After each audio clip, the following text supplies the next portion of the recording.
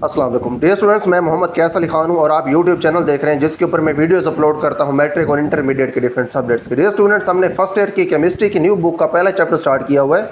हमने इसे पिछले लेक्चर के अंदर आयोनाइजेशन एनर्जी का जो टॉपिक है उसको डिटेल में कवर कर लिया है। वहाँ पे हमने ये देखा है कि जब हम किसी भी एटम से इलेक्ट्रॉन को निकालते हैं तो हमें कुछ एनर्जी देनी पड़ती है जिसको हम आयोनाइजेशन एनर्जी कहते हैं। इस लेक्चर के अंदर हमने जो टॉपिक देखना है उस टॉपिक का नेम है इलेक्ट्रॉन एफिनिटी। अब ये जो इलेक्ट्रॉन एफिनिटी है ये वो एनर्जी है जो कि रिलीज़ होती है या फिर हमें देनी पड़ती है जब एक इलेक्ट्रॉन किसी एटम के अंदर ऐड होता है। ठीक है, तो इसको हम स्टार्ट करते हैं। यहाँ पे हमारे पास इलेक्ट्रॉन एफिनिटी, बस आपने इन दोनों में आयोनाइजेशन एनर्जी और इलेक्ट्रॉन एफिनिटी में जो फ़र्क है वो इस तरह से आपने वाजे करना है कि आयोनाइजेशन एनर्जी के अंदर आप इलेक्ट्रॉन निकाल रहे होते हैं, लेकिन जब आप इलेक्ट्रॉन एफिनिटी देख रहे होते हैं तो उस वक्त आपने इलेक्ट्रॉन ऐड करना होता है किसी एटम के अंदर। दी फर्स्ट इलेक्ट्रॉन एफिनिटी, अब जैसे हमने आयोनाइजेशन एनर्जीज एक से ज़्यादा पढ़ी थी, फर्स्ट आयोनाइजेशन एनर्जी थी, सेकंड थी, थर्ड थी और फोर्थ थी, इसी तरह से आगे चलती जाती थी जितने उसमें इलेक्ट्रॉन्स होते थे। यहाँ पे आपके पास भी इलेक्ट्रॉन एफिनिटी जो है वो एक से ज़्यादा होती हैं। आपके पास यहाँ पे डेफिनेशन है फर्स्ट इलेक्ट्रॉन एफिनिटी की। फर्स्ट इलेक्ट्रॉन एफिनिटी वो एनर्जी है जो कि रिलीज़ होती है जब आप एक एटम के अंदर या फिर एक मोल ऑफ एटम के अंदर एक मोल ऑफ इलेक्ट्रॉन ऐड करते हैं ताकि हर एटम के अंदर एक इलेक्ट्रॉन ऐड हो जाए। ठीक है, अब देखिए इसको स्टार्ट करने से पहले, डेफिनेशन को स्टार्ट करने से पहले मैं ये ज़रूरी समझता हूँ कि आपको एक रियल लाइफ से एग्जांपल दी जाए ताकि ये जो इलेक्ट्रॉन अफिनिटी का जो कंसेप्ट है ये क्लियर हो जाए। तो एग्जांपल यूँ समझें कि आपको एक चीज़ की बहुत ज़्यादा ज़रूरत है, आप उस चीज़ के बगैर बड़ा अनस्टेबल फील कर रहे हैं, लेकिन आपके पास पैसे हैं चीज़ को ख़रीदने के लिए। आप जाते हैं मार्केट के अंदर जाते हैं या मंडी के अंदर जाते हैं तो वहाँ पर उस चीज़ की बोली लग रही होती है। जो बोली लगाने वाला है वो ये कहते हैं कि जो इसके सबसे ज़्यादा पैसे देगा ये चीज़ मैंने उसको देनी है। आप भी वहाँ पे ख़रीदने के लिए पहुँच गए हैं, कोई और आदमी वहाँ पे पहुँच गया, आप दोनों के पास पैसे हैं, लेकिन दोनों में से जिसको ज़्यादा ज़रूरत होगी वो ज़्यादा पैसे देगा। आप फॉर एग्जांपल ज़्यादा उसकी ज़रूरत है, आप उसके ज़्यादा पैसे देते हैं, आप वो चीज़ ले लेते हैं। जब आप ज़्यादा पैसे देते हैं और वो चीज़ ले लेते हैं तो आप चीज़ लेने के बाद बड़ा स्टेबल फील करते हैं। तो आपने पैसे दे दिए, चीज़ ले लिया, आपने स्टेबल फील कर लिया। अब जो इलेक्ट्रॉन होता है वो चाहिए होता है एटम को, लेकिन इलेक्ट्रॉन लेने के लिए एटम के पास कोई पैसे तो नहीं होते, तो एटम की जो करेंसी है वो होती है एनर्जी। तो एटम इलेक्ट्रॉन लेने के लिए अगर एटम को इलेक्ट्रॉन चाहिए तो वो एनर्जी रिलीज़ करता है और इलेक्ट्रॉन वो ले लेता है। जब वो इलेक्ट्रॉन लेता है, एनर्जी रिलीज़ करता है तो फिर एटम हो जाता है स्टेबल। इस तरह से उसकी जो इलेक्ट्रॉन एफिनिटी है वो आप मेजर करते हैं। अगर कोई एटम जिसके अंदर आप इलेक्ट्रॉन ऐड कर रहे हैं ज़्यादा एनर्जी रिलीज़ कर रहे हैं तो आप कहते हैं इसकी इलेक्ट्रॉन एफिनिटी है ज़्यादा, लेकिन अगर वो कम एनर्जी रिलीज़ कर रहा है तो आप कहते हैं कि इसकी इलेक्ट्रॉन एफिनिटी है कम। अब जो हमने एग्जांपल देखी चीज़ ख़रीदने वाली, आप इससे जो उलट एग्जांपल है वो ले लें। मिसाल के तौर पे आप चीज़ लेना नहीं चाहते, आपके पास कोई चीज़ पड़ी हुई है और वो ख़राब हो रही है, आप उस चीज़ को निकालना चाहते हैं कि ये अब निकले ताकि मेरे पास ये ख़राब ना हो जाए। उसके लिए आप लोग ढूंढते हैं जो कि वो चीज़ ख़रीदना चाहें। आपको कोई ऐसा आदमी मिल जाता है जो कि चीज़ ख़रीदना नहीं चाह रहा, आप उसको ज़बरदस्ती वो चीज़ देना चाहते हैं। आप कहते हैं कि मेरे पास ये चीज़ निकले ताकि मेरे पास ये जो जगह घेरी हुई है चीज़, इसको मैं यहाँ से निकालूँ। आप अगर उस आदमी को चीज़ ज़बरदस्ती देते हैं तो वो चीज़ लेने से कर देता है इनकार। तो फिर आप करते ये हैं कि आप उल्टा उसको पैसे भी देते हैं और उसको आप चीज़ भी लेते हैं। आप कहते हो यार ये पैसे भी ले लो, चीज़ भी ले लो, मेरे गले से इस चीज़ को आप निकालो। तो आप उसको जो चीज़ भी दे रहे हो और पैसे भी दे रहे हो, आप यूँ समझो कि वो एक एटम है। ठीक है, अब वो जो बंदा है जिसको आपने चीज़ भी दी है, पैसे भी दिए हैं, क्योंकि उसको उस चीज़ की ज़रूरत नहीं थी, उस आदमी की बजाय आप एक एटम के एग्जाम्पल ले लें। ऐसा एटम जिसके पास इलेक्ट्रॉन्स पहले से मौजूद हैं, उसको किसी और इलेक्ट्रॉन की ज़रूरत नहीं है, तो अगर उसके अंदर आपने इलेक्ट्रॉन शामिल करना है तो वो आपको एनर्जी नहीं देगा क्योंकि उसको इलेक्ट्रॉन चाहिए ही नहीं। अगर आप उसको इलेक्ट्रॉन देंगे तो फिर आपको एनर्जी ऐड करनी पड़ेगी, तभी आप उसको इलेक्ट्रॉन ज़बरदस्ती दे सकते हैं। तो यहाँ पे हमने अब दो सिनेरियो देख लिए। देखिए आयोनाइजेशन एनर्जी के अंदर हमने सिर्फ एक ही सिनेरियो देखा था कि हमेशा हमें एनर्जी देनी पड़ रही थी। अगर हमें इलेक्ट्रॉन निकालने हैं 1 बाई 1 तो हमें सिर्फ एनर्जी देनी पड़ती थी। इलेक्ट्रॉन अफिनिटी के अंदर होते हैं दो केसेस, या तो एनर्जी रिलीज़ होती है या फिर एनर्जी हमें देनी पड़ती है। अगर एटम को है इलेक्ट्रॉन्स की ज़रूरत तो आप उसको जब इलेक्ट्रॉन देंगे तो वो एनर्जी आपको बदले में देगा, यानी कि एनर्जी को रिलीज़ करेगा। लेकिन अगर आपके पास जो एटम है उसको इलेक्ट्रॉन की ज़रूरत नहीं है तो फिर एनर्जी आपको देनी पड़ेगी, तो तभी वो इलेक्ट्रॉन को एक्सेप्ट करेगा। तो दो हमारे पास सिनेरियो होती हैं, इन दोनों सिनेरियोज को हमने यहाँ पे देखना है। तो अब देखते हैं इसकी हम डेफिनेशन को।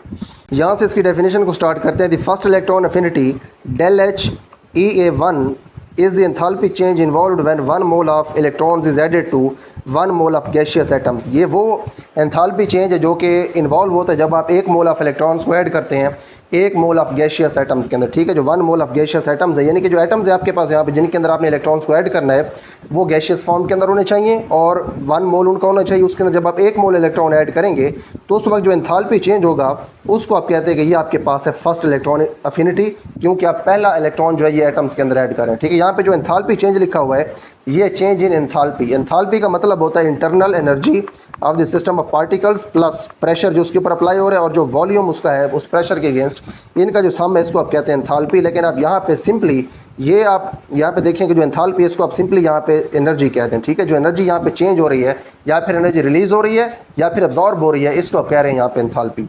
या फिर सिंपल वर्ड्स में जो एनर्जी चेंज होगी उसको आप कहते हैं कि ये उसकी पहली इलेक्ट्रॉन अफिनिटी है। अब यहाँ पे ये जो लिखा हुआ है ये इसको एक्सप्लेन कर लेते हैं। डेल एच का मतलब है एंथैल्पी चेंज, ये जो नीचे ई है लिखा हुआ इसका मतलब है इलेक्ट्रॉन अफिनिटी, और ऊपर जो छोटा सा सर्कल है इसका मतलब है स्टैंडर्ड कंडीशंस। ये जो सारा काम हो रहा है, ये जो आप इलेक्ट्रॉन्स इसके अंदर ऐड कर रहे हैं, ये आप सारा काम कर रहे हैं स्टैंडर्ड कंडीशंस के अंदर। स्टैंडर्ड कंडीशंस यहाँ पे जो होती हैं वो होती हैं 298 केल्विन टेम्परेचर हो या फिर 25 डिग्रीज टेम्परेचर हो, ठीक है, दोनों सेम है, ठीक है। 25 डिग्री सेल्सियस हो या फिर 298 केल्विन हो, दोनों सेम है। और उसके बाद जो प्रेशर है आपके पास वो 1 बार के बराबर हो, ठीक है जी।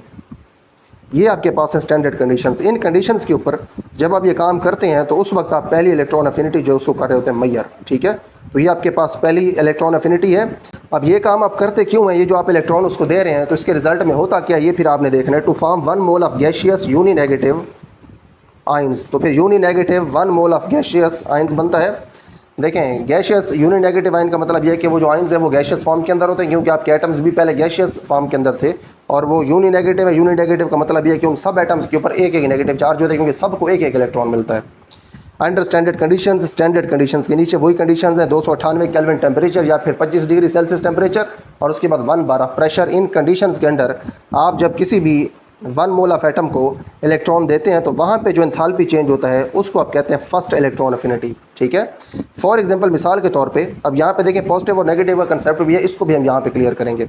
फॉर एग्जांपल मिसाल के तौर पे क्लोरीन है, अगर आपके पास गैशियस फॉर्म के अंदर 1 मोल और उसके बाद आप 1 मोल उसके अंदर अगर इलेक्ट्रॉन्स ऐड करते हैं तो आपको उसके बाद 1 मोल मिलते हैं क्लोरीन के यूनी नेगेटिव आइंस, ठीक है। इनके ऊपर नेगेटिव चार्ज है, -1 चार्ज है और ये भी गैशियस फॉर्म के अंदर। यहाँ पे जो एंथैल्पी चेंज हो रहा है यहाँ पे नीचे 1 लिखा हुआ, इसका मतलब है ये फर्स्ट इलेक्ट्रॉन अफिनिटी है। तो जो एनर्जी यहाँ पे रिलीज़ हो रही है वो है -348.8 किलो जूल पर मोल। अब देखिए यहाँ पे साथ लगा हुआ है माइनस, जब माइनस साथ लगा हो तो इसका मतलब ये है कि काम हो रहा है उल्टा। प्लस यूँ समझे सीधा काम है, माइनस है उल्टा काम।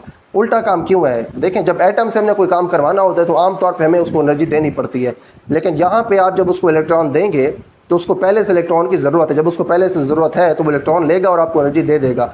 जब एनर्जी देगा तो यूँ समझे वो उल्टा काम करेगा, उसको तो लेनी चाहिए थी, लेने की बजाय वो दे रहा है एनर्जी, तो इसलिए आप यहाँ पे लगा दें नेगेटिव। इस तरह से आप इसको कर सकते हैं याद, ये तो था इसको याद रखने का तरीका। लेकिन आपने हमेशा यहाँ पे जब कोई रिएक्शन हो रहा हो, जब उसमें से एनर्जी रिलीज़ हो रही हो केमिस्ट्री के अंदर, तो आपने उसके साथ नेगेटिव लगाना है, ठीक है। ये केमिस्ट्री का रूल है, जब एनर्जी रिलीज़ हो रही होगी तो आपने साथ लगाना होगा नेगेटिव। जब एनर्जी आप उसको दे रहे होंगे रिएक्शन के अंदर या फिर जो भी सिस्टम होगा उसको जब आप एनर्जी दे रहे होंगे या भी कोई एटम होगा उसको जब आप एनर्जी देंगे तो आप उसको कहेंगे ये पॉजिटिव है, ठीक है। पॉजिटिव एनर्जी तब होगी जब आप एनर्जी देंगे और जब एनर्जी रिलीज़ हो रही होगी वो होगी नेगेटिव, ठीक है। तो जितनी किसी एटम की या फिर किसी एलिमेंट की इलेक्ट्रॉन अफिनिटी ज़्यादा होगी वो उतनी ज़्यादा एनर्जी रिलीज़ करेगा जब उसके अंदर इलेक्ट्रॉन ऐड होगा या अब्जॉर्ब होगा, ठीक है। यहाँ पे अब दोबारा मैं इसको रिपीट कर रहा हूँ। इलेक्ट्रॉन अफिनिटी देखने के लिए आपने ये देखना होगा कि किसी भी एटम के अंदर जब आप इलेक्ट्रॉन ऐड करते हैं तो कितनी एनर्जी रिलीज़ होती है। अगर आपके पास हैं 2 एलिमेंट्स के एटम्स, उनको आपने करना है कंपेयर कि किसकी इलेक्ट्रॉन अफिनिटी है ज़्यादा, तो जो ज़्यादा एनर्जी रिलीज़ करेगा उसकी इलेक्ट्रॉन अफिनिटी ज़्यादा होगी, जो कम एनर्जी रिलीज़ करेगा उसकी इलेक्ट्रॉन अफिनिटी जो है वो कम होगी, क्योंकि उसको इलेक्ट्रॉन की ज़रूरत कम है इसलिए वो थोड़ी एनर्जी रिलीज़ कर रहा है। This is amount of energy released when 6.02 into 10 raised to the power 23 atoms of chlorine in the gaseous state are converted into chlorine negative ions। अब देखें यहाँ पे जो क्लोरीन के नेगेटिव आइंस हैं इनके अंदर जब आपने क्लोराइड आइंस बना दिए हैं क्लोरीन से -1 जिनके ऊपर चार्ज है, तो इसके लिए इतने आपके पास एटम्स है। देखिए ये 1 मोल होता है, 6.02 into 10 raised to the power 23 atoms जो है ये 1 मोल ऑफ एटम्स है क्लोरीन के, ये गैशियस स्टेट के अंदर हैं। इनको जब आपने नेगेटिव आइंस के अंदर चेंज कर दिया है तो उस वक्त जो एनर्जी रिलीज़ हुई है ये वो अमाउंट है, ठीक है जी। अब यहाँ पे जो अमाउंट लिखी हुई है ये सिर्फ एक एटम के लिए नहीं है। अब यहाँ पे लिखा हुआ है ना सिर्फ क्लोरीन गैशियस फॉर्म के अंदर, उसके अंदर आप एक इलेक्ट्रॉन ऐड कर रहे हैं, लेकिन दर हकीकत क्लोरीन का भी 1 मोल है, एटम्स का भी 1 मोल है। तो 1 मोल क्लोरीन के अंदर जब आप 1 मोल एटम्स ऐड करते हैं, 1 मोल इलेक्ट्रॉन्स ऐड करते हैं, ठीक है, इलेक्ट्रॉन्स हैं, तो उस वक्त इतनी एनर्जी आपके पास रिलीज़ होती है। दोबारा बता रहा हूँ ये एक एटम के लिए नहीं है, 1 मोल के लिए, ठीक है। यही बात मैंने यहाँ पे की है। सिंस एनर्जी इज़ रिलीज्ड, अब क्योंकि एनर्जी हो रही है release, so first electron affinity carries negative sign, तो इसलिए जो पहली इलेक्ट्रॉन अफिनिटी है इसके साथ लगता है हमेशा नेगेटिव साइन। हमेशा नेगेटिव नहीं लगता। कुछ ऐसे भी एटम्स होते हैं जिनके अंदर आप इलेक्ट्रॉन ऐड नहीं कर सकते। जब ऐड नहीं कर सकते तो आपको एनर्जी देनी पड़ती है। जब आप एनर्जी देते हैं तो फर्स्ट इलेक्ट्रॉन अफिनिटी भी पॉजिटिव हो जाती है, जैसे कि नोबल गैसेज हैं, उनकी आगे पढ़ेंगे फर्स्ट इलेक्ट्रॉन अफिनिटी पॉजिटिव होती है। अब ये तो थी आपके पास फर्स्ट इलेक्ट्रॉन अफिनिटी। उसके बाद नेक्स्ट है आपके पास second electron affinity. Second electron affinity जैसे कि इसके नाम से जाहिर है, जब सेकंड इलेक्ट्रॉन ऐड हो रहा होगा किसी एटम के अंदर तो उस वक्त होगी हमारे पास second electron affinity. The second electron affinity del H E2 is the amount of energy required to add electrons to 1 mole of uninegative gaseous ions to form 1 mole of gaseous negative 2 ions under standard conditions। अब देखें standard conditions के नीचे आपके पास जो second electron affinity है, ये amount of energy है जो कि आपको रिक्वायर्ड है to add electrons to 1 mole of uninegative gaseous ions, कि जो आपके पास यूनिनेगेटिव गैसियस आइंस है जिनके ऊपर एक नेगेटिव चार्ज है, उनका 1 मोल है, उनके अंदर आपने मजीद इलेक्ट्रॉन शामिल करते हैं। मजीद इलेक्ट्रॉन आप क्यों उसमें शामिल करते हैं? ताकि आप उसका जो चार्ज है वो एक और नेगेटिव बढ़ा दें, ठीक है, to form 1 mole of gaseous negative 2 ions, ठीक है। पहले उसके ऊपर है नेगेटिव 1 चार्ज, उन सारे एटम्स के ऊपर वो आइंस बने हुए हैं, उनके ऊपर अगर आपने चार्ज एक नेगेटिव बढ़ाना यानी कि नेगेटिव 1 से नेगेटिव 2 करना है तो आपको मजीद उसके अंदर एक इलेक्ट्रॉन सारे एटम्स के अंदर ऐड करना पड़ेगा। तो हर एटम के अंदर जब आप ये दूसरा इलेक्ट्रॉन ऐड कर रहे हैं तो उस वक्त आपको एनर्जी देनी पड़ेगी, तो उसको आप कहते हैं सेकंड इलेक्ट्रॉन अफिनिटी। अब देनी क्यों पड़ेगी एनर्जी? उसकी वजह यह कि पहले से आपने जब इसमें एक इलेक्ट्रॉन शामिल किया तो एटम के ऊपर आ गया नेगेटिव चार्ज। जब पहले से एटम के ऊपर है नेगेटिव चार्ज, आप नेगेटिव इलेक्ट्रॉन दूसरा उसको जब देने की कोशिश करोगे तो वहाँ पे रिपल्जन क्रिएट हो जाएगी। नेगेटिव नेगेटिव एक दूसरे को रिपेल करते हैं, दूर धकेलते हैं, तो इसीलिए आपको अगर फिर इलेक्ट्रॉन देना है तो आपको फिर एनर्जी खुद से देनी पड़ेगी, तो वो फिर पॉजिटिव बन जाएगी, ठीक है। फॉर एग्जांपल, मिसाल के तौर पे when first electron is added to a neutral oxygen atom, जब आप एक न्यूट्रल ऑक्सीजन एटम के अंदर पहला इलेक्ट्रॉन ऐड करते हैं 141 kilo joule per mole energy is released. तो जो ऑक्सीजन का 1 मोल है उसके अंदर अगर आप 1 मोल इलेक्ट्रॉन्स को ऐड करें तो जब नेगेटिव आइंस बनते हैं ऑक्सीजन के तो उस वक्त जो एनर्जी रिलीज़ होती है वो है 141 किलो जॉल पर मोल, ठीक है। यहाँ पे वो लिख रहे हैं -142 किलो जॉल पर मोल, ठीक है, चलो ये ठीक है, इसी को आप ठीक मान लें। तो यहाँ पे देखिए एनर्जी रिलीज़ हो रही है, ये है फर्स्ट इलेक्ट्रॉन अफिनिटी। यहाँ पे क्योंकि नीचे लिखा हुआ है H के साथ EA और इधर साथ लिखा हुआ 1, तो ये आपकी पहली इलेक्ट्रॉन अफिनिटी। यानी कि जब आपने ऑक्सीजन के अंदर जो कि न्यूट्रल एटम्स थे यहाँ पे, इनके अंदर जब आपने पहला इलेक्ट्रॉन ऐड किया, ठीक है, आपने जब इनके अंदर पहला इलेक्ट्रॉन ऐड किया तो ऑक्सीजन ने इसको खुशी खुशी एक्सेप्ट कर लिया और इसने उल्टा आपको एनर्जी दी भी सही। जब एनर्जी ऑक्सीजन ने दी है तो ये फिर आपने लिखा नेगेटिव के अंदर, क्योंकि हमने ये देखा है पहले कि जब एनर्जी रिलीज़ होती है तो उसको हम फिर नेगेटिव में लिखते हैं। उसके बाद देखें आपने जब ऑक्सीजन जो है इसको बना दिया नेगेटिव, ऑक्सीजन अब देखें बन गई नेगेटिव, तो जब नेगेटिव आप इसको इलेक्ट्रॉन दूसरा देंगे वो भी नेगेटिव होगा, तो दरमियान में हो जाएगी रिपल्शन, तो फिर आपको एनर्जी खुद से देनी पड़ेगी कि आप इसमें दूसरा इलेक्ट्रॉन ऐड करें।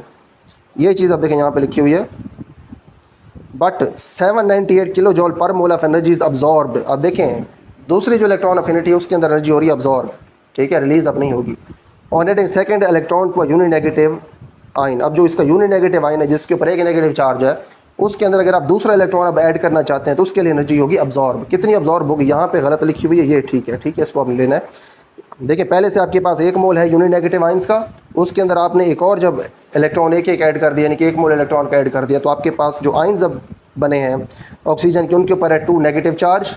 तो अब देखें इस वक्त एनर्जी रिलीज़ नहीं हुई, अब एनर्जी हुई अब्जॉर्ब, यानी कि आपने अब एनर्जी दी है, इसलिए यहाँ पे उन्होंने वाजे करके पॉजिटिव लगाया है।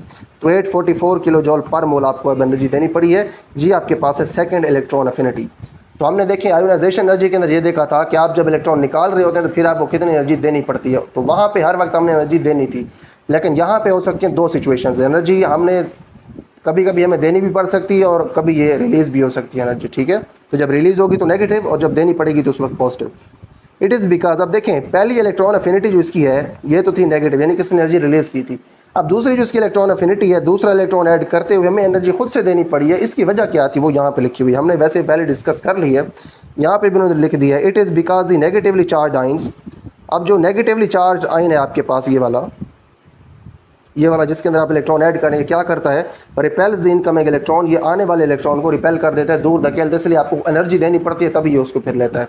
उसके बाद नेक्स्ट हमारे पास हैं जी फैक्टर्स अफेक्टिंग इलेक्ट्रॉन अफिनिटी। अब ये तकरीबन वही फैक्टर्स हैं जो कि हमने पीछे इन डिटेल डिस्कस कर रहे हैं इन फैक्टर्स को। तो जो भी यहाँ पे प्रॉपर्टीज़ हैं हर प्रॉपर्टी के ऊपर ये डिफरेंटली अफेक्ट करते हैं, तो वही फैक्टर्स हैं, लेकिन यहाँ पे इनका इफेक्ट थोड़ा सा डिफरेंट होगा। तो देख लेते हैं। Important factors affecting the magnitude of electron affinity are as follows. तो जो फैक्टर्स हैं जो कि इलेक्ट्रॉन अफिनिटी को अफेक्ट करेंगे वो यहाँ पे नीचे लिखे हुए हैं। साइज ऑफ एटम, ठीक है, सबसे पहले आपके पास है size of atom. For small size atoms, अब जो एटम्स छोटे होते हैं, the attraction of the nucleus for the incoming electron stronger, तो जो बाहर से आने वाला इलेक्ट्रॉन होता है उसके लिए जो न्यूक्लियस है उसकी अट्रैक्शन होती है स्ट्रॉन्गर, ठीक है। न्यूक्लियस जो छोटा एटम होता है उसका न्यूक्लियस बाहर से आने वाले इलेक्ट्रॉन को स्ट्रॉन्गली अट्रैक्ट करता है। दस smaller is the size of the atom, तो इसीलिए एटम का साइज़ जितना छोटा होगा, greater is it's electron affinity, तो इसकी जो इलेक्ट्रॉन अफिनिटी है ये ज़्यादा होगी, ठीक है। अफिनिटी का मतलब होता है कशिश, जो इलेक्ट्रॉन के लिए एटम की कशिश होती है उसी को इलेक्ट्रॉन अफिनिटी कहते हैं। अगर एटम का साइज़ कम है तो न्यूक्लियस ज़्यादा अट्रैक्ट करेगा आने वाले इलेक्ट्रॉन्स को, तो इसीलिए जो आपका एटम है उसकी इलेक्ट्रॉन अफिनिटी जो है ये ज़्यादा हो जाएगी। तो यहाँ पे हमने ये देखा कि साइज़ जितना छोटा होगा इलेक्ट्रॉन अफिनिटी उतनी ज़्यादा होगी, लेकिन आगे हम एग्जांपल्स देखेंगे जिनके अंदर ये एक्सेप्शन भी होगी। इसी लेक्चर के अंदर देखेंगे कि साइज़ कम होगा उसके बावजूद उनकी इलेक्ट्रॉन अफिनिटी भी कम हो जाएगी बजाय ज़्यादा होने के, तो उसके रीज़न भी साथ वहाँ पे देखेंगे। उसके बाद नेक्स्ट हमारे पास है न्यूक्लियर चार्ज। ये हमें देखने कि ये किस तरह से इलेक्ट्रॉन अफिनिटी को अफेक्ट करता है। Greater the magnitude of nuclear charge, जो न्यूक्लियर चार्ज जितना ज़्यादा होगा ऑफ एन एलिमेंट का, stronger is the attraction of its nucleus, तो उसका जो न्यूक्लियस है उसकी अट्रैक्शन भी उतनी ज़्यादा होगी। देखिए न्यूक्लियर चार्ज का ज़्यादा होने से क्या मतलब, इसका मतलब ये है कि उसके अंदर प्रोटॉन ज़्यादा होंगे तो उसके ऊपर पॉजिटिव चार्ज ज़्यादा होगा न्यूक्लियस के ऊपर, क्योंकि उसमें न्यूट्रॉन्स भी होते हैं लेकिन वो तो न्यूट्रल होते हैं। तो जब देखें न्यूक्लियर चार्ज होगा ज़्यादा, stronger is the attraction of its nucleus for the incoming electron, तो जो आने वाला इलेक्ट्रॉन है उसके लिए जो इसका न्यूक्लियस है उसकी अट्रैक्शन होगी ज़्यादा। दस with the increase in the magnitude of nuclear charge, तो इसीलिए जैसे जैसे न्यूक्लियर चार्ज जो है वो बढ़ता जाएगा, इलेक्ट्रॉन अफिनिटी आल्सो इंक्रीजेज, तो जो इलेक्ट्रॉन अफिनिटी है वो भी बढ़ती जाएगी, ठीक है। उसके बाद नेक्स्ट हमारे पास electronic configuration of atom. Atom की जो इलेक्ट्रॉनिक कन्फिग्रेशन है ये किस तरह से डिपेंड करती है इलेक्ट्रॉन अफिनिटी के ऊपर, ठीक है। ये हमने अब चीज़ देखनी, ये भी काफ़ी इंपॉर्टेंट है।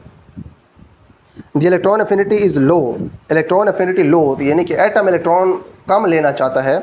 When the electron is added to a half filled subshell, जब इलेक्ट्रॉन ऐड किया जाता है हाफ फिल्ड सब शेल के अंदर। हमने हाफ फिल्ड सब शेल्स जो हैं इनके सिग्निफिकेंस पिछले लेक्चर के अंदर भी देख ली है कि ये जो हाफ फिल्ड सब शेल्स होते हैं, मिसाल के तौर पे आपके पास जो पी सब शेल है उसके अंदर आते हैं 6 इलेक्ट्रॉन्स, अगर आप उसमें 3 इलेक्ट्रॉन रख दें तो वो ज़्यादा स्टेबल हो जाएगा, ठीक है। बजाय 2 रखें या 4 रखें, 3 अगर उसमें रखते हैं, हाफ कर देते हैं तो फिर वो ज़्यादा स्टेबल होगा। या पूरा फिल हो तो स्टेबल होता है या फिर हाफ फिल्ड हो तो फिर स्टेबल होता है। अब देखें the electron affinity is low when the electron is added to half filled subshell, जब हाफ फिल्ड सब शेल के अंदर इलेक्ट्रॉन शामिल किया जाता है तो उस वक्त इलेक्ट्रॉन अफिनिटी होती है कम, क्योंकि हाफ फिल्ड जो सब शेल होता है वो स्टेबल होता है। की निस्बत इलेक्ट्रॉन अफिनिटी कम होती है than that for partially filled one, ठीक है। जो पार्शली फिल्ड आपके पास सब शेल होता है, जुज़वी तौर पे जो फील्ड होता है, यानी कि या आधे से कम हो या आधे से ज़्यादा हो, उसके अंदर आप जब इलेक्ट्रॉन फिल करते हैं तो उसकी निस्बत जो आपके पास हाफ फिल्ड सब शेल है वो होता है ज़्यादा स्टेबल, तो उसके अंदर इलेक्ट्रॉन शामिल करना जो है वो थोड़ा मुश्किल होता है। तो इसीलिए एटम उसमें इलेक्ट्रॉन लेना नहीं चाह रहा होता। अगर उसका हाफ सब शेल फिल है तो फिर उसकी इलेक्ट्रॉन अफिनिटी कम होती है, ठीक है, कम एनर्जी फिर वो देता है। अब आगे हमारे पास एग्जांपल आ रही है हाफ फिल्ड सब शेल की कि क्यों इसके अंदर इलेक्ट्रॉन अफिनिटी जो है कम होती है। Electron affinity values of nitrogen and phosphorus, group 15 के ये हमारे पास दोनों एलिमेंट्स हैं। एटम्स आर वेरी लो, ये जो ग्रुप 15 के ये 2 एटम्स हैं हमारे पास, नाइट्रोजन और फॉस्फोरस, इनकी इलेक्ट्रॉन अफिनिटी बहुत कम होती है। This is because of the presence of half filled NP subshells in their valence shell, क्योंकि उनके जो वैलेंस शेल्स हैं उनके अंदर हाफ फिल्ड NP सब शेल्स हैं, ठीक है। NP सब शेल का मतलब ये, N का मतलब है जो शेल, किस शेल के अंदर सब शेल मौजूद है, ठीक है। N के अंदर देखें जो इसका N का वैलेंस शेल है नाइट्रोजन का, उसकी यहाँ पे इलेक्ट्रॉनिक कन्फिग्रेशन लिखी हुई है 2s2 और 2p3, ठीक है। अब जो देखें नाइट्रोजन आपके पास होता है, इसका एटॉमिक नंबर होता है 7, एटॉमिक नंबर इसका 7 है, तो आप इसकी इलेक्ट्रॉनिक कन्फिग्रेशन लिख सकते हैं। पहले शेल के अंदर S सब शेल होगा, उसमें 2 इलेक्ट्रॉन्स होंगे। दूसरे शेल के अंदर आपके पास 2s सब शेल होगा, इसमें भी 2 आ जाएंगे। और उसके बाद आपके पास होगा 2p, 2 यहाँ पे 2 यहाँ पे 4 और 3 बाकी बच गए तो 3 आ जाएंगे 2p के अंदर। यहाँ पे आप देख सकते हैं कि आपके पास जो नाइट्रोजन है इसका जो वैलेंस शेल है इसके अंदर 5 इलेक्ट्रॉन्स है, लेकिन जो p यहाँ पे सब शेल है ये हाफ फील्ड है। p के अंदर आ सकते हैं 6, लेकिन यहाँ पे 3 है, तो 3 की वजह से ये हो गया हाफ फील्ड, ठीक है। तो इसमें अगर 2 इलेक्ट्रॉन्स होते, p में 4 होते, तो उनकी निस्बत ये 3 इलेक्ट्रॉन्स रखते हुए ज़्यादा स्टेबल है, क्योंकि ये हाफ फील्ड है। तो इसीलिए इसको इलेक्ट्रॉन देना इतना आसान नहीं है, इतनी आसानी से इलेक्ट्रॉन्स नहीं लेता, इसीलिए इसकी इलेक्ट्रॉन अफिनिटी कम है, ठीक है। उसके बाद आपके पास है फास्फोरस। फास्फोरस जो है उसको आप देख लेते हैं हम। अब देखिए जो फास्फोरस हमारे पास है इसका एटॉमिक नंबर होता है 15, ठीक है। फास्फोरस जो इसका एटॉमिक नंबर जो 15 है, अब इसकी हम इलेक्ट्रॉनिक कन्फिग्रेशन लिख के देखते हैं। पहला जो आपके पास शेल है उसके अंदर होता है सिर्फ 1s, इसमें 2 आ जाएंगे। जो आपके पास दूसरा शेल होता है इसके अंदर होता है 2s और 2p, s के अंदर 2, p के अंदर 6। उसके बाद होता है आपके पास तीसरा शेल इसका, फास्फोरस में देखें तीसरा शेल भी होगा क्योंकि इसके इलेक्ट्रॉन ज़्यादा हैं, 15 हैं इसके अंदर इलेक्ट्रॉन्स, तो 3s के अंदर 2 आ जाएंगे। और जो 3p है उसके अंदर देखते हैं कितने बचते हैं, 2 यहाँ पे 2 यहाँ पे 4, 4 और 6 10, 10 और 2 12, इसका एटॉमिक नंबर था 15, इलेक्ट्रॉन 15 थे, 12 पहले आ गए तो 3 बच गए, वो आ गए 3p के अंदर। तो देखिए इसका भी जो 3p सब शेल है ये हाफ फील्ड है, तो इसीलिए इसकी भी इलेक्ट्रॉन अफिनिटी जो है वो कम होगी। ठीक है, तो नाइट्रोजन और फास्फोरस दोनों जो है इनके अंदर क्योंकि half filled p sub shells हैं, इसीलिए इनकी जो इलेक्ट्रॉन अफिनिटी है ये थोड़ी है। ठीक है, अब इन दोनों का भी आपस में कंपैरिजन है कि नाइट्रोजन और फास्फोरस में से किसकी ज़्यादा होगी और किसकी कम होगी, ये फिर आगे हम इंशाल्लाह क्विक चेक के अंदर देखेंगे। ठीक है, these half filled p sub shells being very stable, अब ये जो आपके पास half filled p sub shells हैं ये स्टेबल होते हैं, have very little tendency to accept any extra electron to be added to them, ये बहुत इनके अंदर कम रुझान होता है कि एक्सेप्ट करें बैरूनी आने वाले इलेक्ट्रॉन को कि वो उनके अंदर आके ऐड हो जाए। ठीक है, ये स्टेबल होते हैं, हाफ फील्ड होते हैं, इसीलिए इनके अंदर इलेक्ट्रॉन जो बाहर से नहीं आ सकता, इनकी इलेक्ट्रॉन अफिनिटी फिर नाइट्रोजन फास्फोरस की कम होती है। देखिए हमने अब ये देखा electronic configuration of an atom जो है ये किस तरह से जो आपके पास इलेक्ट्रॉन अफिनिटी है उसको अफेक्ट करती है। ठीक है, इलेक्ट्रॉनिक कन्फिग्रेशन जो है किसी भी एटम की ये इस तरह से अफेक्ट करती है कि अगर वैलेंस शेल के अंदर जो सब शेल है वो अगर हाफ फिल्ड हो जाए तो वो स्टेबल होता है, या फिर अगर मुकम्मल फिल हो जाए तो फिर भी स्टेबल होता है। हाफ फिल वाला जो है उसकी वजह से इलेक्ट्रॉन उसमें शामिल होना मुश्किल है, इसलिए इलेक्ट्रॉन अफिनिटी जो है वो कम हो जाती है। यहाँ पे देखिए हमारे पास ये कंप्लीट हो गया। उसके बाद हमने देखने periodic trends in electron affinity. अब इलेक्ट्रॉन अफिनिटी जो उसकी पीरियोडिक ट्रेंड्स क्या है ये देखते हैं। पीरियोडिक ट्रेंड्स का मतलब ये है कि पीरियोडिक टेबल के अंदर डाउन द ग्रुप और पीरियड के अंदर लेफ्ट टू राइट किस तरह से इलेक्ट्रॉन अफिनिटी चेंज होती है, हमने यहाँ पे देखना है। एज एटॉमिक साइज इंक्रीजेज, अब जैसे जैसे एटॉमिक साइज इंक्रीज होता है डाउन द ग्रुप के नीचे, the larger atomic size causes the incoming electron to experience less attraction from the nucleus. अब देखें जैसे जैसे आप डाउन द ग्रुप जाते हैं तो एटॉमिक साइज बढ़ता है। क्यों बढ़ता है? क्योंकि नए शेल्स ऐड हो जाते हैं। जब नए शेल्स ऐड होते हैं एटॉमिक साइज बढ़ जाता है तो फिर बाहर से आने वाले जो इलेक्ट्रॉन्स हैं उनको न्यूक्लियस इतना ज़्यादा अट्रैक्ट नहीं कर पाता। जब न्यूक्लियस इतना ज़्यादा अट्रैक्ट नहीं कर पाता बाहर से आने वाले इलेक्ट्रॉन्स को, तो उन इलेक्ट्रॉन्स के लिए एटम की अट्रैक्शन कम हो जाती है, तो इलेक्ट्रॉन अफिनिटी भी कम हो जाती है। ठीक है, कंसिक्वेंटली इसके रिजल्ट में electron affinity generally decreases down the group. तो इसीलिए इसके रिजल्ट में आम तौर पे या जनरली जो इलेक्ट्रॉन अफिनिटी है वो ग्रुप के अंदर ऊपर से नीचे कम होती है। लेकिन हम यहाँ पे एक्सेप्शन भी देखेंगे जिसके अंदर ग्रुप के ऊपर जो होगा उसकी इलेक्ट्रॉन अफिनिटी जो है वो कम होगी और नीचे वाले की ज़्यादा होगी। ठीक है, ये हम देखेंगे अब यहाँ पे दिस ट्रेंड। अब यहाँ पे ये देखेंगे जनरली ऊपर से नीचे जो इलेक्ट्रॉन अफिनिटी है वो कम होती है, और this trend is observed in halogens. अब ये जो ट्रेंड है ये हैलोजेंस के अंदर होता है, सबसे कम होती है एस्टाटीन की, नीचे फिर उससे ऊपर है आपके पास आयोडीन, उसकी ज़्यादा होती है, फिर उससे ज़्यादा होती है ब्रोमीन की, उससे ज़्यादा होती है फ्लोरीन की, और उससे ज़्यादा होती है क्लोरीन की। लेकिन पीरियोडिक टेबल के अंदर फ्लोरीन ऊपर होता है, उसके नीचे होता है क्लोरीन, उसके नीचे फिर होता है हमारे पास ब्रोमीन, उसके बाद होता है आयोडीन, एस्टाटीन। ठीक है, तो इस तरह से होता है हमारे पास ये। लेकिन जो फ्लोरीन है इसकी जो इलेक्ट्रॉन अफिनिटी होनी तो वैसे ज़्यादा चाहिए थी, लेकिन इसकी होती है कम, जो नीचे वाला है इसकी ज़्यादा होती है। ठीक है, क्योंकि हमने यही देखा ना कि ग्रुप के अंदर ऊपर से नीचे इलेक्ट्रॉन अफिनिटी जो ये कम होती है, लेकिन इसकी कम है ऊपर वाले की, नीचे वाले की ज़्यादा। यहाँ पे काम उल्टा है। काम उल्टा क्यों है ये हम देखेंगे क्विक चेक के अंदर। ठीक है, यहाँ पे इसको स्किप करते हैं। अब ये वाला जो ट्रेंड है ये हैलोजेंस के अंदर देखा जाता है, लेकिन हैलोजेंस के अंदर भी जो फ्लोरीन है ये इसको तोड़ देता है इस ट्रेंड को। ठीक है, यहाँ पे देखें जो फ्लोरीन है जो कि यहाँ पे लिखा हुआ है इसको यहाँ पे होना चाहिए था। ठीक है, इसका मतलब ये देखिए ये जो साइन लगा हुआ है ना यहाँ पे, इसका मतलब ये कि क्लोरीन जो है इसकी इलेक्ट्रॉन अफिनिटी ज़्यादा है, जो इसके बाद आने वाला है उसकी कम है। फ्लोरीन जो है इसकी ज़्यादा है, फ्लोरीन के बाद आने वाला जो है उसकी कम है, यानी कि ब्रोमीन की कम है। ये जो साइन है इसकी बड़ी साइड जिसकी तरफ होती है उसकी क्वांटिटी बड़ी होती है, और जो छोटी साइड इसकी जहाँ पे होती है वो कम होता है। Generally electron affinities become more negative as we move from left to right in a period. अब देखें जब आप पीरियड के अंदर लेफ्ट टू राइट जाते हैं तो आम तौर पे आपकी जो इलेक्ट्रॉन अफिनिटीज़ हैं ये ज़्यादा नेगेटिव होती जाती हैं। इलेक्ट्रॉन अफिनिटी का ज़्यादा नेगेटिव होने का मतलब ये है कि जो एटम्स हैं उनको इलेक्ट्रॉन ज़्यादा चाहिए। जब इलेक्ट्रॉन उनको ज़्यादा चाहिए तो उनको ज़्यादा इलेक्ट्रॉन्स हासिल करने हैं। इलेक्ट्रॉन्स हासिल करने के लिए वो ज़्यादा एनर्जी देना शुरू करेंगे। जब ज़्यादा एनर्जी देंगे तो जितनी ज़्यादा देते जाएंगे उतनी एनर्जीज नेगेटिव होती जाएंगी, क्योंकि हमने पहले ये देख लिया है कि जब एनर्जी रिलीज़ होती है तो फिर वो नेगेटिव होती है। तो इसीलिए जो इलेक्ट्रॉन अफिनिटीज़ है वो नेगेटिव होती जाती हैं एक पीरियड के अंदर लेफ्ट से राइट के ऊपर। दिस इज़ फर्स्टली, अब इसकी दो वजूहत हैं एक पीरियड के अंदर लेफ्ट से राइट। अब देखें ग्रुप के बारे में जब हमने स्टडी किया तो हमने ये देखा था ग्रुप के अंदर ऊपर से नीचे क्योंकि साइज बढ़ता है, तो जैसे जैसे आप नीचे आते हैं तो न्यूक्लियस की जो अट्रैक्शन है बाहर वाले इलेक्ट्रॉन्स के लिए वो कम होती है, तो इलेक्ट्रॉन अफिनिटी भी कम हो जाती है, यानी कि कशिश एटम की इलेक्ट्रॉन के लिए कम हो जाती है। लेकिन आपके पास जो पीरियड है उसके अंदर इलेक्ट्रॉन अफिनिटी जो है लेफ्ट से राइट वो होती है ज़्यादा। ठीक है, उसकी यहाँ पे दो वजूहत। पहली वजह यहाँ पे लिखी हुई है दिस इज़ फर्स्टली, ये पहले तो इस वजह से होती है due to increase in the nuclear charge, के न्यूक्लियर चार्ज जो है वो बढ़ता है जैसे जैसे आप लेफ्ट टू राइट जाते हैं पीरियड के अंदर। तो क्योंकि एटॉमिक नंबर बढ़ता जाता है तो न्यूक्लियस के अंदर प्रोटॉन्स भी उसके साथ साथ ही बढ़ते जाते हैं, क्योंकि एटॉमिक नंबर प्रोटॉन की तादाद ही होता है। तो इसलिए न्यूक्लियर चार्ज क्योंकि बढ़ता है, तो न्यूक्लियर चार्ज जब बढ़ जाता है तो न्यूक्लियस के ऊपर पॉजिटिव चार्ज होता है ज़्यादा, तो फिर वो करता क्या है, which attracts additional electrons more strongly, तो फिर जो एडिशनल इलेक्ट्रॉन्स उसमें आते हैं उनको ये ज़्यादा स्ट्रांगली अट्रैक्ट करता है, ठीक है। एंड सेकेंडली, और दूसरी इसकी वजह ये due to decreasing atomic radius, और जो एटॉमिक रेडियस है ये भी पीरियड के अंदर होता जाता है, क्योंकि कम होता जाता है, क्योंकि नए शेल्स तो ऐड होते नहीं हैं, शेल्स वही होते हैं, न्यूक्लियर चार्ज बढ़ता जाता है तो वो उनको ज़्यादा कंपैक्ट करता जाता है, तो साइज़ कम हो जाता है, तो फिर बाहर वाले इलेक्ट्रॉन्स को न्यूक्लियस ज़्यादा अट्रैक्ट करता है। इसलिए पीरियड के अंदर लेफ्ट से राइट इलेक्ट्रॉन अफिनिटी बढ़ती है, लेकिन ग्रुप के अंदर ऊपर से नीचे इलेक्ट्रॉन अफिनिटी होती है कम। तो ये हमने देखा इसका पीरियोडिक ट्रेंड। उसके बाद हमारे पास यहाँ पे एक टेबल बना हुआ है, इसको भी देख लेते हैं। Electron अफिनिटीज़ kilo joule per mole for group 1 and group 17 elements. यहाँ पे हमारे पास ग्रुप 1 जो है उसके बारे में लिखा हुआ है जो कि एल्कली मेटल्स हैं, और उसके बाद जो ग्रुप 17 है जो कि हैलोजेंस हैं उनके बारे में लिखा हुआ है। ये आपके पास है हैलोजेंस ग्रुप 17 के एलिमेंट्स, इनकी आगे इलेक्ट्रॉन अफिनिटीज़ लिखी हुई हैं। यहाँ पे देखें जो फ्लोरीन है जो कि सबसे ऊपर है, इसकी इलेक्ट्रॉन अफिनिटी होनी चाहिए थी ज़्यादा, लेकिन इसकी निस्बत जो क्लोरीन है इसकी इलेक्ट्रॉन अफिनिटी ज़्यादा है, ठीक है। इसकी इलेक्ट्रॉन अफिनिटी है नेगेटिव 328, इसकी इलेक्ट्रॉन अफिनिटी जो है क्लोरीन की वो है नेगेटिव 349, और ब्रोमीन की है नेगेटिव 324, इसकी है नेगेटिव 295, इसकी हमारे पास नेगेटिव 270.1। और यहाँ पे आप देख सकते हैं कि ऊपर से नीचे आमतौर पे इलेक्ट्रॉन अफिनिटी हो रही है कम। इसका मतलब ये कि ऊपर से नीचे जब आप आते हैं तो ये इलेक्ट्रॉन्स को कम अट्रैक्ट करते हैं, इनको कम इलेक्ट्रॉन्स चाहिए, इसलिए इनकी जो इलेक्ट्रॉन अफिनिटीज़ हैं ये ऊपर से नीचे कम होती हैं। उसके बाद जो आपके पास ग्रुप 1 के एलिमेंट्स हैं इनको भी देख लेते हैं जो कि आपके पास अल्कली मेटल्स होते हैं।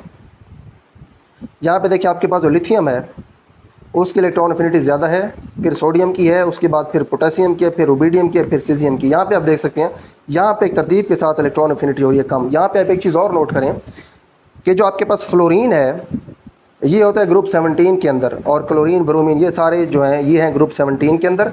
यानी कि आपके पास इस तरह से जो पीरियोडिक टेबल होता है ये वाला, ये यूँ समझे आपके पास है पीरियोडिक टेबल, यहाँ पे आपके पास कहीं होते हैं ये 17 वाले हैलोजेंस, और जो अल्कली मेटल्स हैं ये वाले ये होते हैं इस साइड के ऊपर। हमने यही पढ़ा है कि जब पीरियड के अंदर आप लेफ़्ट से राइट के ऊपर मूव करते हैं तो आपके पास इलेक्ट्रॉन अफिनिटीज़ होती हैं वो होती हैं ज़्यादा, इस तरफ कम होती है इलेक्ट्रॉन अफिनिटीज़ और इस तरफ इलेक्ट्रॉन अफिनिटीज़ होती हैं ज़्यादा, क्योंकि ये जो आपके पास होते हैं ये होते हैं मेटल्स, ये मेटल्स हैं अल्कली मेटल्स हैं, इलेक्ट्रो पॉजिटिव होते हैं, ये इलेक्ट्रॉन्स देते हैं, इलेक्ट्रॉन लेने की इनके अंदर कैपेसिटी थोड़ी होती है, क्योंकि इनके अंदर इलेक्ट्रॉन्स लेने की कैपेसिटी थोड़ी होती है, ये इलेक्ट्रॉन्स देने की सलाहियत रखते हैं, तो इसलिए इनकी इलेक्ट्रॉन अफिनिटीज़ भी कम होती हैं, इलेक्ट्रॉन्स की कम ज़रूरत होती है, तो इसलिए ये थोड़ी एनर्जी रिलीज़ करते हैं। यहाँ पे अगर आप नोट करें तो यहाँ पे जो आपके पास हैलोजेंस हैं फ्लोरीन क्लोरीन वगैरह, इनके अंदर जो इलेक्ट्रॉन अफिनिटी का मैग्नीट्यूड है वो बहुत ज़्यादा है, इनको जब इलेक्ट्रॉन मिलता है तो ये बहुत ज़्यादा एनर्जीज रिलीज़ करते हैं। लेकिन आपके पास जो अल्कली मेटल्स यहाँ पे लिखे हुए हैं पहले ग्रुप के जो एलिमेंट्स हैं इनके अंदर इलेक्ट्रॉन लेने का जो ट्रेंड है ये बहुत थोड़ा है, इसीलिए थोड़ी थोड़ी एनर्जीज रिलीज़ करते हैं, ठीक है। तो यहाँ पर हमारे पास ये टेबल भी कम्प्लीट हो गया।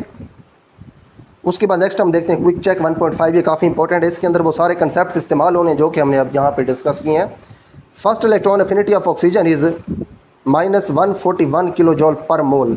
अब देखें जो आपके पास ऑक्सीजन की फर्स्ट इलेक्ट्रॉन अफिनिटी है, यानी कि पहला जब आप ऑक्सीजन को इलेक्ट्रॉन देते हैं तो उस वक्त इससे जो एनर्जी रिलीज़ होती है वो है 141 kilo joule per mole. But second electron affinity is +844 kilo joule per mole. लेकिन इसकी जो सेकंड इलेक्ट्रॉन अफिनिटी है, यानी कि जब इसको आप सेकंड इलेक्ट्रॉन देते हैं तो उस वक्त फिर आपको एनर्जी देनी पड़ती है, ये एनर्जी पॉजिटिव हो जाती है, ठीक है। इसकी वजह क्या है, ठीक है, यहाँ पे ऊपर लिखा हुआ explain with reasoning following facts about electron affinity. Electron affinity के मुतालिक जो नीचे फैक्ट्स लिखे हुए हैं इनको आपने दुरुस्त जो रीजनिंग है उसके साथ आपने इसको एक्सप्लेन करना है।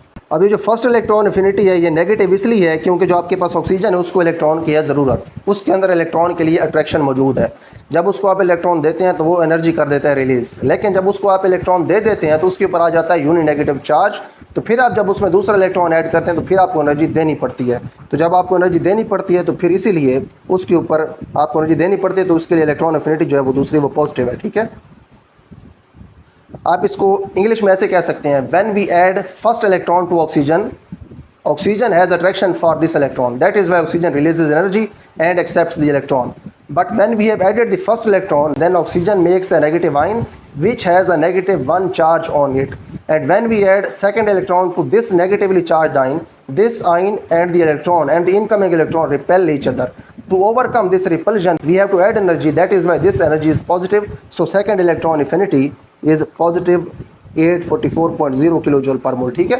आप ऐसे कह सकते हैं कि जो पहला आपके पास इलेक्ट्रॉन ऐड होता है तो उस वक्त अट्रैक्शन होती है ऑक्सीजन के अंदर, उसको जल्दी ले लेते हैं और फिर एनर्जी रिलीज़ करते हैं, लेकिन दूसरा जब आप ऐड करते हैं तो दूसरा इलेक्ट्रॉन भी नेगेटिव है, आपका आयन भी नेगेटिव है, दोनों की दरमियान रिपल्शन होती है, तो फिर आपके पास जो ऑक्सीजन है वो दूसरे इलेक्ट्रॉन को रिपेल करते हैं, तो फिर ओवरकम करने के लिए आपको एनर्जी देनी पड़ती है। ठीक है जी। उसके बाद नेक्स्ट हमारे पास इसका बी पार्ट है। ये देखें काफ़ी इंपॉर्टेंट है। यही बात अब मैंने आपको स्टार्ट में कही थी जब वो हमने इलेक्ट्रॉनिक कन्फिगरेशन वाला पार्ट देखा था कि इलेक्ट्रॉनिक कन्फिगरेशन कैसे अफेक्ट करती है इलेक्ट्रॉन अफिनिटी को। वहाँ पे मैंने कहा था कि जो आपके पास नाइट्रोजन है और जो फ्लोरीन है, इनके दरमियान जो नाइट्रोजन और फॉस्फोरस है, इनके अंदर जो ट्रेंड है वो थोड़ा सा उल्टा है। ठीक है, वैसे तो ऐसे होना चाहिए ना कि ऊपर आपके पास जो इलेक्ट्रॉन अफिनिटी है वो ज़्यादा हो, नीचे कम हो, उससे नीचे कम हो, उसके नीचे और कम हो। असल ट्रेंड तो पीरियोडिक टेबल का है लिए, लेकिन आपके पास जो नाइट्रोजन है ये होता है ऊपर और फास्फोरस होता है एग्जैक्टली नाइट्रोजन के नीचे पीरियोडिक टेबल के अंदर। तो नाइट्रोजन जो है उसकी असूलन तो इलेक्ट्रॉन अफिनिटी ज़्यादा होनी चाहिए, लेकिन इसकी कम है। और जो इसके नीचे फास्फोरस है, इसकी आपके पास जो इलेक्ट्रॉन अफिनिटी ये है ज़्यादा। ठीक है, ये हमने अब यहाँ पे बताना है। Which of nitrogen and phosphorus has the higher electron affinity. अब जो नाइट्रोजन और जो फास्फोरस इन दोनों में से इलेक्ट्रॉन अफिनिटी ज़्यादा किसकी है, जस्टिफाई विद रीज़न। अब आपने साथ वजह भी बतानी है। वजह ये है कि आपके पास जो नाइट्रोजन है इसका एटॉमिक नंबर है 7। ठीक है, नाइट्रोजन जो है इसका एटॉमिक नंबर 7 है और जो आपके पास फास्फोरस है इसका आपके पास है एटॉमिक नंबर 15। तो जो नाइट्रोजन है इसका, अच्छा पहले हम इन दोनों की इलेक्ट्रॉनिक कन्फिगरेशन लिख लेते हैं, उसके बाद इनका हम स्ट्रक्चर बना लेंगे इनके एटम्स का, फिर वहाँ से हम जो रीज़न है उसको क्लियर कर लेंगे। ठीक है, अगर आप इलेक्ट्रॉनिक कन्फिगरेशन लिखें नाइट्रोजन की, तो इसकी इलेक्ट्रॉनिक कन्फिगरेशन होगी आपके पास 1s2 2s2 और उसके बाद 2p3। ठीक है, ये आपके पास नाइट्रोजन की इलेक्ट्रॉनिक कन्फिगरेशन है। उसके बाद जो फास्फोरस है आपके पास, नाइट्रोजन का 7 एटॉमिक नंबर और जो आपके पास फास्फोरस है इसका एटॉमिक नंबर होता है 15। तो 15 इलेक्ट्रॉन्स हमने अब लिखने हैं। 1s2 हो जाएगा, उसके बाद हो जाएगा हमारे पास 2s2, 2p6 हो जाएगा, 10 हो गए इलेक्ट्रॉन्स, बाकी 5 बच गए। तो 3s आपके पास होगा, उसके अंदर 2 आ जाएंगे और जो आपके पास 3p होगा उसके अंदर आ जाएंगे 3। तो ये इसका वैलेंस शेल है। ठीक है, नाइट्रोजन का, और ये आपके पास वैलेंस शेल है फास्फोरस का। इन दोनों एटम्स को अब यहाँ पे हम ड्रा करके देखते हैं। ठीक है, यहाँ पे फॉर एग्जांपल आपके पास है नाइट्रोजन, ये पहला शेल आ गया नाइट्रोजन का, ये नाइट्रोजन का आ गया दूसरा शेल। नाइट्रोजन के अंदर है सिर्फ 2 शेल्स। उसके बाद आपके पास है फास्फोरस, फास्फोरस के अंदर है 3 शेल्स। पहला शेल है ये जिसके अंदर सिर्फ 1s है, उसके बाद है फास्फोरस के अंदर दूसरा शेल। यहाँ पर दोबारा इसको बना लेते हैं। ये है नाइट्रोजन का पहला शेल, ये नाइट्रोजन का फास्फोरस का। ठीक है, ये फास्फोरस ड्रा करें, ये फास्फोरस का दूसरा शेल है और ये फास्फोरस के हमारे पास तीसरा शेल। ठीक है, जो आपके पास ये 2s2 और 2p3 है, ये जो 5 इलेक्ट्रॉन्स हैं, ये 5 इलेक्ट्रॉन्स इसके हैं यहाँ पे। ये जो इसका है इसका अपना दूसरा शेल, इसके दूसरे शेल के अंदर है आपके पास 5 इलेक्ट्रॉन्स। लेकिन जो फास्फोरस है आपके पास, इसके जो वैलेंस इलेक्ट्रॉन्स हैं ये हैं तीसरे शेल के अंदर। ठीक है, अब देखें जो इसका दूसरा शेल है ये वैलेंस शेल है और इस वैलेंस शेल के अंदर एक half filled P subshell है आपके पास। तो जो पी सब शेल हाफ फिल्ड होता है वो हम जानते हैं ज़्यादा स्टेबल होता है, तो वो ज़्यादा स्टेबल शेल है इसका। और इसका जो साइज़ है ये छोटा है, कम्पैक्ट साइज़ है। और जो इलेक्ट्रॉन और इलेक्ट्रॉन्स हैं ये आपस में करते हैं यहाँ पे रिपल्जन। तो नाइट्रोजन का एक तो साइज़ कम है और इसका पी सब शेल हाफ फिल्ड है और उसके बाद इसके अंदर ज़्यादा इलेक्ट्रॉन रिपल्जन मौजूद है। इलेक्ट्रॉन्स के दरमियान जो है वो एक दूसरे को दूर धकेलने की सलाहियत मौजूद है, क्योंकि इसका साइज़ है छोटा, इसमें शेल है कम। तो इसके छोटे साइज़ की वजह से ये आने वाले इलेक्ट्रॉन्स को कर देता है रिपेल, इसलिए ज़्यादा इलेक्ट्रॉन ये एक्सेप्ट करता नहीं है, इसीलिए इसकी इलेक्ट्रॉन एफिनिटी है कम। लेकिन इसकी निस्बत जो फास्फोरस है इसके अंदर है 3 शेल्स, इसके अंदर 3 शेल्स हैं और इसके जो इलेक्ट्रॉन्स हैं ये स्कैटर्ड हैं। जैसे इसके इलेक्ट्रॉन्स टाइटली पैक्ड थे, कम्पैक्ट थे, बहुत ही शॉर्ट थे, छोटे एरिया के अंदर बाउंड हुए थे। जो फास्फोरस इसके इलेक्ट्रॉन्स या फिर इसका जो इलेक्ट्रॉनिक क्लाउड है ये फैला हुआ, तो ये फिर इसके अंदर इलेक्ट्रॉन रिपल्जन जो है वो कम है, आने वाले इलेक्ट्रॉन्स को ये कम रिपेल करता है। तो इसीलिए ये इलेक्ट्रॉन्स को आसानी से एक्सेप्ट कर लेता है, इसीलिए इसकी इलेक्ट्रॉन एफिनिटी है ज़्यादा। तो यहाँ पे हमने ये देखा कि हमारे पास जो नाइट्रोजन है उसका साइज़ कम्पैक्ट है। ठीक है, और उसके अंदर जो वैसे जो 2p वैसे जो half filled P subshell है वो 3p3 है फास्फोरस के अंदर। फास्फोरस के अंदर भी है हाफ फील्ड सब शेल, लेकिन क्योंकि फास्फोरस का जो साइज़ है वो थोड़ा लूज़ है, इसीलिए ये इलेक्ट्रॉन्स को एक्सेप्ट कर लेते हैं। इसके अंदर इलेक्ट्रॉन जो रिपल्जन है ये थोड़ी है। उसके बाद हमारे पास सी पार्ट है, इसके अंदर भी सेम वही रीज़न होगी। F has lower electron affinity, यानी कि जो फ्लोरीन है इसके अंदर इलेक्ट्रॉन एफिनिटी कम है देन क्लोरीन ऑल दो इट साइज़ इज स्मॉलर। हालांकि जो आपके पास फ्लोरीन है इसका साइज़ कम है, उसके बावजूद इसकी जो इलेक्ट्रॉन एफिनिटी है ये क्लोरीन की निस्बत कम क्यों है? हालांकि हमने ये देखा है कि आप जब ऊपर होते हैं ग्रुप के अंदर, वहाँ पे आपके पास जो इलेक्ट्रॉन एफिनिटी होती है वो ज़्यादा होती है, नीचे आते हैं तो फिर कम होती जाती है। उसकी वजह यह है कि नीचे जब आप आते हैं तो आपके पास जो साइज़ हैं वो बढ़ते जाते हैं, नीचे साइज़ बढ़ते जाते हैं तो इलेक्ट्रॉन एफिनिटी हो जाती है कम। यानी कि ऊपर आपके पास है फ्लोरीन, साइज़ भी इसका कम है, ठीक है, इस तरह से। नीचे आपके पास है क्लोरीन, इसका साइज़ भी है ज़्यादा। वैसे असूलन तो फ्लोरीन की होनी चाहिए थी ज़्यादा, क्योंकि साइज़ कम है तो ज़्यादा अट्रैक्ट करता है इलेक्ट्रॉन्स को, और क्लोरीन की जो है वो होनी चाहिए थी कम इलेक्ट्रॉन एफिनिटी, क्योंकि इसका साइज़ बड़ा है तो ये मुश्किल से अट्रैक्ट करता है इलेक्ट्रॉन्स को। लेकिन ऐसा क्यों है? ठीक है, ऐसा क्यों है कि जो फ्लोरीन है इसकी इलेक्ट्रॉन एफिनिटी कम है, ये कम अट्रैक्ट करता है, और क्लोरीन की इलेक्ट्रॉन एफिनिटी ज़्यादा क्यों है, क्लोरीन ज़्यादा अट्रैक्ट क्यों करता है, इसकी हमने बतानी है वजह। यहाँ पे आप देख भी सकते हैं कि ऊपर वाला जो फ्लोरीन है इसकी आपके पास जो इलेक्ट्रॉन एफिनिटी है वो कम है, वो है 328, और जो आपके पास क्लोरीन है इसकी इलेक्ट्रॉन एफिनिटी है ज़्यादा, वो है 349। अब देखें, दिखने में हो सकता है आपको ये लगे कि फ्लोरीन की ज़्यादा है, क्योंकि आप सोच रहे होंगे नेगेटिव जितना ज़्यादा हो उतना छोटा है, लेकिन यहाँ पे आप नेगेटिव को कंसीडर नहीं कर रहे, यहाँ पे आप सिर्फ उनका मैग्नीट्यूड देख रहे हैं। चाहे नेगेटिव है तो एनर्जी ना, ये एनर्जी थोड़ी रिलीज़ हो रही है, ये एनर्जी ज़्यादा रिलीज़ कर रहे थे, क्लोरीन की इलेक्ट्रॉन एफिनिटी ज़्यादा। अब इसकी वजह देखते हैं, इसकी भी सेम वही वजह है। यहाँ पे आपके पास देखें जो फ्लोरीन है इसके अंदर होते हैं आपके पास 9 इलेक्ट्रॉन्स, क्योंकि इसका एटॉमिक नंबर 9 है, और जो क्लोरीन है इसका एटॉमिक नंबर है 17। ठीक है, इनके जो स्ट्रक्चर है वो यहाँ पे हम ड्रा कर लेते हैं उसी तरह से हमने उनके ड्रा किए थे। यहाँ पे फॉर एग्जांपल हमारे पास है फ्लोरीन। ये फ्लोरीन के जो आपके पास 9 इलेक्ट्रॉन्स हैं इनमें से 2 आ जाएंगे आपके पास पहले शेल के अंदर, और 7 आ जाएंगे दूसरे शेल के अंदर। ठीक है, और उसके बाद जो क्लोरीन है आपके पास इसके हैं 17 में से 2 आ जाएंगे पहले शेल के अंदर, 10 आ जाएंगे आपके पास दूसरे शेल के अंदर, और 7 जो बचे हैं ये आ जाएंगे तीसरे शेल के अंदर। इसका वैलेंस शेल देखें तीसरा है, लेकिन जो फ्लोरीन है इसका आपके पास जो वैलेंस शेल है वो दूसरा है। यहाँ पे अगेन हमारे पास सेम वही रीज़न है जो हमने देखी थी नाइट्रोजन और फ्लोरीन के लिए। अब क्योंकि जो हमने देखी थी नाइट्रोजन और फास्फोरस के लिए वही रीज़न है। अब देखिए आपके पास ये जो फ्लोरीन है इसके जो शेल्स हैं इनके सब शेल आप देख लें, एक इसके अंदर होता है 1s2, पहला जो इसका शेल है उसमें 1s होते हैं, उसमें 2 इलेक्ट्रॉन्स आते हैं, उसके बाद 2s के अंदर भी 2 आते हैं, और इसका जो 2p होता है उसके अंदर आ जाते हैं 5 इलेक्ट्रॉन्स। ठीक है, जो फ्लोरीन का 2p सब शेल है उसके अंदर आ जाते हैं 5 इलेक्ट्रॉन्स, लेकिन मसला ये है कि साइज़ इसका है कम।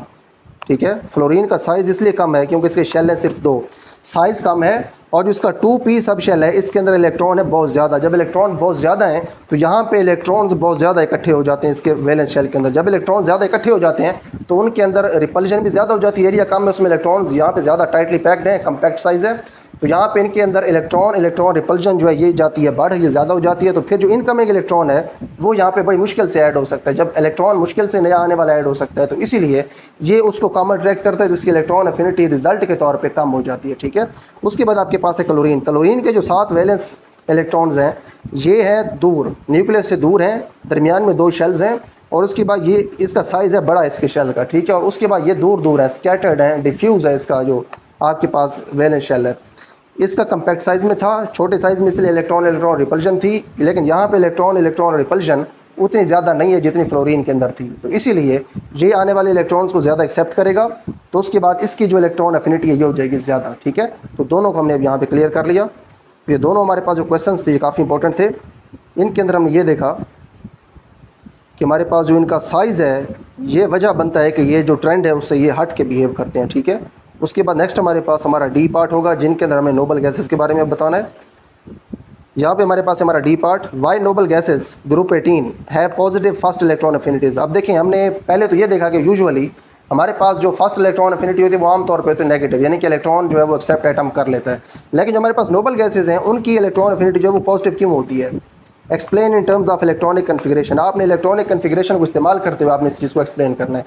अब देखें यहाँ पे इस सेक्शन के अंदर हमने इलेक्ट्रॉनिक कन्फिग्रेशन को इस्तेमाल करते हुए ये चीज़ एक्सप्लेन कर ली, electron affinity. Electronic configuration of an atom को इस्तेमाल करते हुए आपने इलेक्ट्रॉन एफिनिटी कैसे एक्सप्लेन करनी होती है, आपने इसका जो वैलेंस शेल होता है वो आपने दिखाना होता है कि वो किस तरह से है। ठीक है, अब यहाँ पे हमने कहा था कि इनके जो वैलेंस शेल के अंदर सब शेल्स हैं ये हाफ फील्ड है इसलिए स्टेबल है। अब यही बात हमने करनी है नोबल गैसेस के लिए, लेकिन वहाँ पे हाफ फील्ड का कंसेप्ट नहीं होगा, वहाँ पे फुल फील्ड होंगे। इसके जो शेल्स होंगे और सब शेल्स होंगे वैलेंस वाले वो सारे फील्ड होंगे। तो यहाँ पे देखिए हमारे पास जो इलेक्ट्रॉनिक कन्फिग्रेशन होती है नोबल गैसेस की वैलेंस शेल की, वो अब यहाँ पे हम लिख देते हैं। हमारे पास जो हीलियम है उसकी इलेक्ट्रॉनिक कन्फिग्रेशन होती है ये 1s2। ठीक है, इसके अंदर सिर्फ एक ही शेल होता है, पहला एक ही सब शेल होता है 1s, और उसमें 2 इलेक्ट्रॉन्स होते हैं वो आ जाते हैं। लेकिन आपके पास जो बाकी नोबल गैसेज होती हैं उनकी इलेक्ट्रॉनिक कन्फिग्रेशन होती है ns2 और np6। इसका मतलब ये है कि जो भी शेल होगा उनका वैलेंस शेल दूसरा होगा, वैलेंस शेल दूसरा शेल वैलेंस शेल उनका होगा, तो यहाँ पे आप 2 लिख देंगे n की जगह। तीसरा उनका शेल वैलेंस शेल होगा तो फिर यहाँ पे n की जगह आप 3 लिख देंगे। यानी कि बात करने का मकसद ये है कि उनका जो वैलेंस शेल होगा उनकी ये होगी इलेक्ट्रॉनिक कन्फिग्रेशन। ठीक है, आप यहाँ पे देख सकते हैं ये वैलेंस शेल की इलेक्ट्रॉनिक कन्फिग्रेशन है हीलियम की, और ये बाकी नोबल गैसेस की वैलेंस शेल की इलेक्ट्रॉनिक कन्फिग्रेशन है। आप जब यहाँ पे इसका जवाब लिखेंगे तो आप इंग्लिश में ऐसे लिखेंगे, the valence shell electronic configuration of helium is this one and valence shell electronic configuration of other noble gases is this one. From this valence shell electronic configuration we see that the valence shell of all the noble gases is complete. That is why it is very difficult to add incoming electrons in these valence shells. That is why we have to give a large amount of energy to add electrons in these valence shells. That is why the first electron affinity of noble gases is positive. ठीक है, क्योंकि हमें energy देनी पड़ती है, जब energy हमें देनी पड़ती है सिस्टम को तो उस वक्त वो एनर्जी जो है वो पॉजिटिव होती है। तो इसीलिए क्योंकि हमें इनकी इलेक्ट्रॉनिक कन्फिग्रेशन की वजह से, इनकी इलेक्ट्रॉनिक कन्फिग्रेशन हमें ये कहती है, देखें सवाल के अंदर उन्होंने कहा था explain in terms of electronic configuration. Electronic configuration के अंदर आपने इसको एक्सप्लेन करना है, तो हमने इसको एक्सप्लेन कर दिया। हमने ये देखा कि इनके जो वैलेंस शेल्स हैं ये कंप्लीट होते हैं according to their electronic configuration, तो फिर नए इलेक्ट्रॉन्स शामिल करना जो बड़ा मुश्किल है। तो इसीलिए जब नए इलेक्ट्रॉन्स आप इसमें शामिल करते हैं तो फिर आपको a large amount of energy देनी पड़ती है, जो कि फिर पॉजिटिव होती है, क्योंकि जब आप एनर्जी देते हैं तो वो एनर्जी फिर पॉजिटिव होती है। तो इसीलिए इनकी जो फर्स्ट इलेक्ट्रॉन अफिनिटीज है नोबल गैसेस की वो पॉजिटिव है। तो यहाँ पे देखिए हमारे पास ये टॉपिक कंप्लीट हो गया। काफ़ी इंपॉर्टेंट टॉपिक था इलेक्ट्रॉन अफिनिटी का टॉपिक। यहाँ पे हमने ये देखा कि हमारे पास जो इलेक्ट्रॉन अफिनिटी होती है ये भी जैसे हमारे पास आयोनाइजेशन एनर्जी थी उसी तरह से ये एक से ज़्यादा होती हैं। जब पहले इलेक्ट्रॉन ऐड करते हैं तो पहले इलेक्ट्रॉन अफिनिटी होती है, जब दूसरा ऐड करते हैं तो दूसरी, तीसरा ऐड करते हैं तो तीसरी इलेक्ट्रॉन अफिनिटी होती है। लेकिन यहाँ पे हमने जो इंपॉर्टेंट चीज़ देखी है वो ये है कि जो आयोनाइजेशन एनर्जी थी पिछले लेक्चर में वो सिर्फ पॉजिटिव होती थी, यानी कि हम सिर्फ एनर्जी देते थे सिस्टम को। लेकिन जो इलेक्ट्रॉन अफिनिटी होती है ये पॉजिटिव भी हो सकती है, नेगेटिव भी हो सकती है। नेगेटिव उस वक्त होगी जब इलेक्ट्रॉन जो है उसके लिए एटम की अट्रैक्शन बहुत ज़्यादा होगी, एटम इलेक्ट्रॉन लेके स्टेबल होना चाहेगा तो फिर वो एनर्जी दे डालेगा। जब वो एनर्जी देगा तो उस वक्त इलेक्ट्रॉन अफिनिटी होगी नेगेटिव। लेकिन जब एटम इलेक्ट्रॉन लेना नहीं चाह रहा होगा, हम उसको ज़बरदस्ती इलेक्ट्रॉन देंगे तो फिर साथ हमें एनर्जी भी देनी पड़ेगी, जो फिर एनर्जी हम देंगे वो इलेक्ट्रॉन अफिनिटी जो है वो पॉजिटिव इलेक्ट्रॉन अफिनिटी कहलाएगी। तो यहाँ पे देखिए हमारे पास हमारा ये टॉपिक कंप्लीट हो गया, काफ़ी इंपॉर्टेंट टॉपिक था। इसके बाद अगले लेक्चर के अंदर हम इंशाल्लाह हमारा नेक्स्ट टॉपिक यानी कि जो इलेक्ट्रोनेगेटिविटी का टॉपिक है इसको फिर इंशाल्लाह अपने हम नेक्स्ट लेक्चर के अंदर स्टार्ट करेंगे।